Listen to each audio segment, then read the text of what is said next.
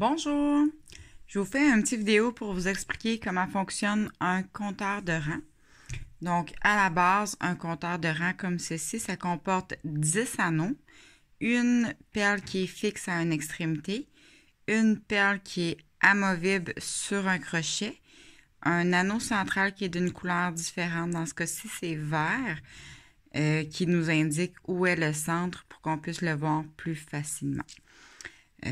On va utiliser le compteur de rang pour pouvoir compter le nombre de rangs auxquels on est rendu. Donc, au fur et à mesure où on tricote, on change d'anneau à chaque fois qu'on change de rang. Puis, ça nous permet de compter de 1 à 10. Par la suite, la perle qui est sur le crochet, on va l'utiliser pour compter les dizaines. Donc, si serait, mettons, dans celle-ci, ce serait à 50 parce qu'on est dans la 5e anneau.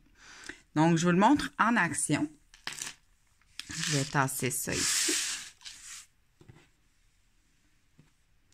Donc, en action, ici, j'ai la bordure d'une tuque qui va être recousue par la suite.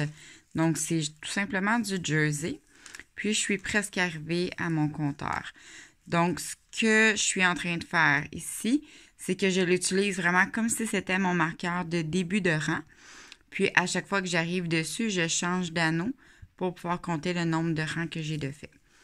Donc, si je poursuis mon fil est ici, je poursuis mon tricot jusqu'à mon compteur. Donc, c'est aussi le début de mon rang. Donc, ce que je vais faire, c'est que je vais changer d'anneau. Donc là, je suis dans la 1, 2, 3, 4e. Donc, j'ai 14 rangs de compléter si je compte que mon crochet est dans ma première anneau. Donc, ici, j'ai mon 10 plus ma 4e anneau, ça fait 14.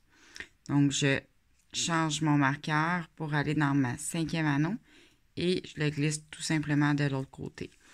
Quand on est habitué à travailler avec, on peut tout simplement le glisser d'une aiguille à l'autre en positionnant l'anneau suivant. Et je poursuis mon travail. Donc, quand je serai rendue à ma dernière anneau, qui serait celle-là ici, donc j'en aurai 10 de plus de fait. Donc, je changerai mon crochet d'anneau pour le mettre dans ma deuxième, qui m'indiquerait que j'en ai 20 de fait. Et je recommence avec ma première anneau pour recompter une autre dizaine. Donc, le compteur que vous voyez ici présentement, c'est celui avec les anneaux de 10 mm. Donc, celui-là convient avec tous les projets qui sont tricotés en rond, avec des aiguilles allant jusqu'à 7 mm environ pour pouvoir être à l'aise pour bien travailler. Donc, voici pour ce projet-là. Je vous montre un autre projet. Donc, c'est un tout petit début de bas. Donc, ici, j'ai commencé à tricoter mes côtes. Puis, j'ai mon autre type de compteur de rang que je fais.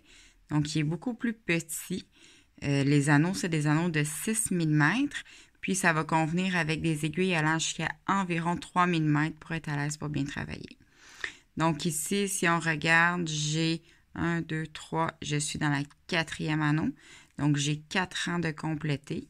Puis, je n'ai pas installé encore mon crochet, qui est juste ici, parce que je n'ai pas de dizaine en ce moment. Donc, ici, j'ai 4 rangs de fait. Puis, quand on travaille en Magic Loop, en fait, moi, ce que je fais, c'est que j'installe toujours mon compteur entre la première et la deuxième maille. Comme ça, mon compteur va toujours rester en place parce qu'on sait que si on le met avant notre première maille, ça ne fonctionnera pas. Donc, pour un bas, un plus petit compteur va être beaucoup plus facile à travailler. Puis, je vous montre aussi sur un bas ici qui est complété. Donc, comment vous pourriez l'utiliser. Vous pouvez l'utiliser pour compter votre nombre de rangs que vous avez fait dans vos côtes. Comme ça, vous n'avez pas à recompter visuellement. Par la suite, ici, poursuivre une première grille de jacquard. On tricote une section de jersey. Donc, si on veut pouvoir faire notre deuxième bas de façon égale et identique, vous pouvez utiliser votre compteur de rang pour savoir le nombre de rangs total que vous avez fait. Même chose ici pour la première section du pied.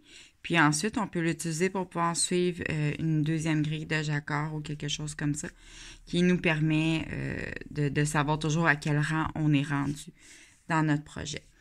Par la suite, lorsque vous arrivez aux diminutions des orteils, généralement, si on travaille en Magic Loop, on ne pourra pas utiliser le compteur entre la première et la deuxième maille parce qu'on doit faire des diminutions. Donc, ce qui facilite la tâche, c'est de venir positionner notre compteur. Je vais vous montrer avec un gros, là. Donc, on positionne notre compteur à peu près au centre de notre travail. Comme ça, il ne sera jamais dérangeant. Mais à chaque fois que vous arrivez dessus, vous changez d'anneau tout simplement pour pouvoir savoir à quel rang vous êtes rendu aussi. Donc, par la suite, si je vous montre un autre projet ici, donc j'ai une tuque avec un détail ici, là, un motif plus particulier. Donc, je dois répéter toujours le même motif qui est de 6 rangs. Donc, je peux utiliser mon compteur pour compter mes rangs de 1 à 6. Et par la suite, mon crochet, je peux l'utiliser pour compter mon nombre de répétitions que j'ai de fait. Donc, je pourrais tout simplement travailler mes rangs 1 à 6. Puis mon crochet, à chaque fois que j'ai mon 6 rangs de fait, je le change d'anneau. Donc, ça me permet de savoir mon nombre de répétitions qui est effectué. Par la suite, dans un autre type de projet, aussi une autre façon qui est vraiment super pour utiliser le compteur de rang, c'est quand on a à faire nos diminutions au niveau d'une manche. Donc, on doit toujours, exemple, faire une diminution à tous les 6 rangs. Donc, ce que je vais faire, c'est que je vais positionner mon crochet. Je vais juste le débarquer. Donc, si je débute du côté de la perle, je vais positionner mon crochet dans ma 6e anneau parce que je dois faire une diminution à tous les 6e rangs. Puis, je tricote ma manche tout simplement. Donc, je tricote toujours mon jersey et quand j'arrive à l'anneau dans lequel j'ai mon crochet, c'est mon identification. Donc, à ce moment-là, je vais faire ma diminution et redémarrer à 1. Donc, ça vous permet de toujours avoir vos diminutions aux mêmes distances sans avoir à toujours recompter ou à passer tout droit parce qu'on sait que c'est facile de tricoter en rond puis d'oublier d'avoir noté un rang. Aussi, si vous êtes souvent dérangé ou mettons mon bas ici, je le mets de côté puis je retouche juste dans quelques jours, ben je suis pas obligée de l'avoir noté sur une feuille ou peu importe, mon compteur va toujours m'indiquer le nombre de rangs qui a été fait. Donc, si jamais vous avez des questions, n'hésitez pas à communiquer avec moi via ma page Facebook Création Wendy. Les compteurs de rangs sont disponibles sur la boutique Etsy Création Wendy Boutique. Et n'oubliez pas de vous abonner à ma chaîne YouTube. Merci. Bonne journée.